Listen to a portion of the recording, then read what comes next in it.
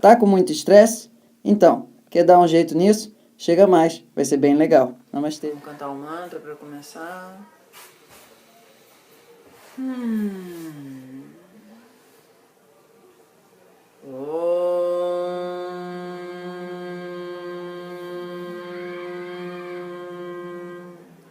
Sahana Bhavatu Sahano Bhunaktu Sahaviryam Karavavahai Tejasvinavaditamastu Ma Vidvishavahai Om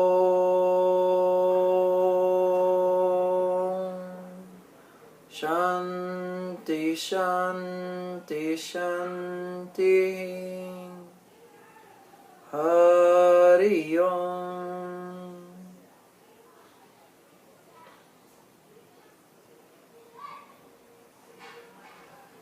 Namastê.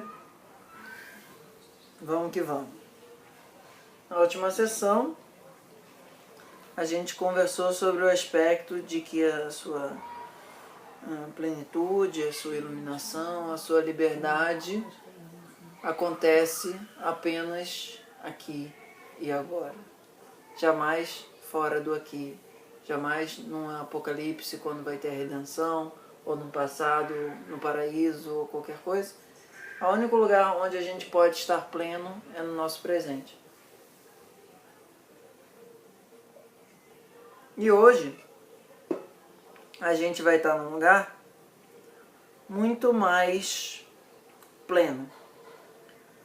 A gente terminou a última sessão como uma grande sensação de espaço, uma grande sensação de energia, como uma observação da consciência atravessando o corpo. E hoje a gente vai aprofundar um pouco mais nisso. Aprofundar um pouco mais nessa sensação de que nada em absoluto está parado aqui. Tudo necessariamente que é material está se movendo. E esse movimento só é possível da gente perceber porque existe algum referencial não se movendo, certo? Se a gente está a 100 km por hora e o outro carro está a 100 km por hora, parece que os dois estão parados, certo? Então, qual é o ponto que permite a gente observar o movimento? Essa é uma questão interessante, né? Se tudo está se movendo, como é que você percebe o movimento? Porque em algum lugar, alguma coisa precisa estar parada. E ser um referencial, certo? E como é que esse referencial existe? Ele existe a partir de um lugar não material. Ele existe a partir de um lugar espiritual. Hoje a gente vai conversar sobre o que é esse ser, ou o que é essa essência, ou o que é esse primordial que nunca muda. Ok?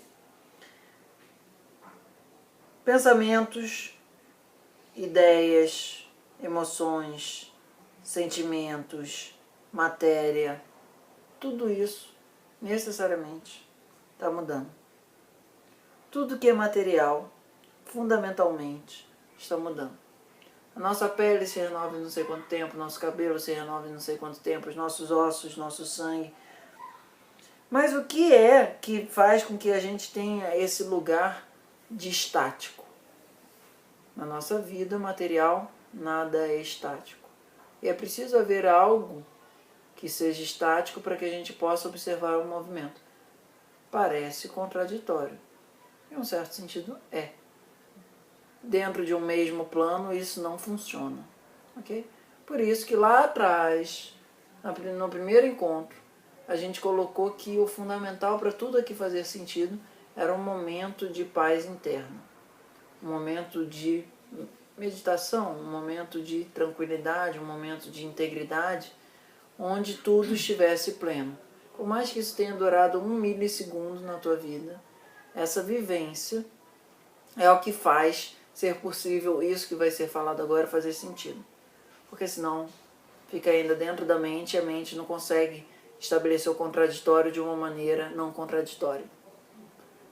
A gente só consegue estabelecer o contraditório de uma maneira não contraditória quando essas duas coisas não estão no mesmo nível. Certo? Em um determinado nível, tudo está mudando. Tudo que é material está dentro desse nível. Pensamentos, emoções, sentimentos, etc. etc. Só existe algo fora desse mundo material que não está mudando. E ao mesmo tempo, ele nunca muda e ao mesmo tempo a matéria sempre muda. Certo? Até aqui já fundiu o suficiente. E é isso que a gente vai chamar de ser. Isso que a gente vai chamar de Atma. Isso que a gente vai chamar de divino. Eu entendi como se fosse um divino, né? Isso, né? Acontece que esse divino está dentro de você. Dentro de cada um de nós tem um divino. Dentro de o problema cada é a um gente de se nós. conectar com esse divino, né? Dentro de cada um de nós está a fonte da nossa felicidade, a fonte do nosso desfrute, a fonte do nosso bem-estar, a fonte da nossa riqueza. Quando a gente está estressado, a nossa mente fica muito travada e ela fica muito restrita a um fluxo de energia que a gente chama de prana de uma maneira muito instável, ok? Não tem, oscilando e ao mesmo tempo também não funcional. Quando a gente está relaxado, esse fluxo de prana pulsa através do nosso sistema de uma maneira harmoniosa. E nesse momento, a gente resplandece o divino. O divino está sempre presente em nós, mas a gente só vivencia ele na medida em que a gente está suave e tranquilo e limpo o suficiente para que essa pulsação possa ressoar, certo? Da mesma forma quando, sabe o que é um diapasão? Um negócio que normalmente o músico usa, que faz um plim, aí ele começa a vibrar. Sabe qual é a característica mais interessante do diapasão? Que se você pega um outro diapasão e bate nesse daqui, a vibração desse faz o outro vibrar. Exatamente igual. Dentro desse sentido, se o outro diapasão está todo segurado, todo sujo, todo maltratado, por mais que o divino sempre esteja soando, aquele diapasão nunca vai estar ressoando. Certo? Então, o que faz a gente estar com o nosso diapasão agente? Entenda bem essa analogia, certo? Com uma dificuldade grande de ressoar o diapasão divino, dado que a gente é a mesma matéria, dado que a gente é a mesma essência. Uma sensação de separatividade, uma sensação de que você é o responsável pelo resultado das ações, como a gente viu algumas sessões atrás. Quando você está apenas seguindo o fluxo das coisas de uma maneira presente, sem querer que ela seja exatamente de uma forma ou não seja exatamente de uma forma, veja bem, você ainda tem preferências, certo? Você ainda prefere que quando você sair daqui não esteja chovendo e você chegue em casa molhado, etc. Mas uma coisa é começar a chover e você, ai que saco, ai meu sistema imunológico está baixo, ai não sei o que, vou ficar gripada, mas não vou trabalhar, não sei o que e tal. Outra coisa é você falar, nossa, está chovendo, né? Eu não trouxe o guarda-chuva, eu acho que eu vou me molhar. Eu acho que talvez eu até fique gripado se eu demore e chegar em casa e não fizer nada. Mas na vida, às vezes, a gente tá na vida e acaba se molhando. Qual é a diferença dessa perspectiva? É muito mais leve. Você sabe que nem sempre na tua vida você vai estar com o teu guarda-chuva pronto. Ok? E no momento em que a gente está percebendo que o universo todo está atuando e às vezes a gente está no caixote também, a gente está fora de uma noção de que o controle da gente é o que vai trazer a nossa felicidade. Ok? Paradigma da cultura ocidental. Controle a sua vida ao máximo, porque isso vai te trazer riqueza, felicidade, bem-estar, qual é o termo que você quiser. Segurança. Na cultura védica, quanto mais você apertar a mão, menos o céu vai caber na tua mão. Quanto mais você fizer esforço para que o divino ou o bem-estar esteja em você, nesse sentido controlador, mais ele vai escapulir entre os dedos. Porque, dentro da perspectiva védica, você é absolutamente divino, irrevocavelmente divino. Jamais possível de ser poluído. Esse é um tema bem importante. Porque na nossa cultura católica, a gente nasce pecador. E teve um cara legal que meio que ficou pagando os nossos pecados para que a gente não nascesse jamais pecador, originalmente. Então a gente já traz uma carga de que a gente precisa resolver algo para encontrar com o divino, certo? Na cultura védica, você por garantia o divino.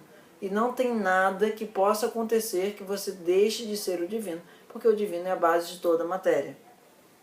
Então, nesse sentido, você, obrigatoriamente, por definição, sempre será um diapasão, mesmo que você não esteja naquele momento se sentindo um diapasão, porque o estresse nubla a tua capacidade de ressoar. É como se o estresse segurasse aquele outro diapasão. Outro diapasão pode estar batendo forte que fosse, se tiver algo segurando, se tiver uma mente muito restrita, uma noção de ego muito querendo ser o responsável pelos resultados, aquilo jamais vai permitir ter esse efeito de expansão, certo? Então, como é que... Essa é uma palavra sempre importante aqui no Ashtavakra. Como é que isso na prática funciona? Como é que na prática você começa a ter a mínima possibilidade de, quando estiver chovendo, você falar assim: uau, eu acho que eu vou me molhar. E isso não gerar um estado de tensão na tua mente. Como? Essa é uma palavra fundamental. E aqui aparece o primeiro grande segredo do Ashtavakra. A palavra fundamental disso é embasbacamento.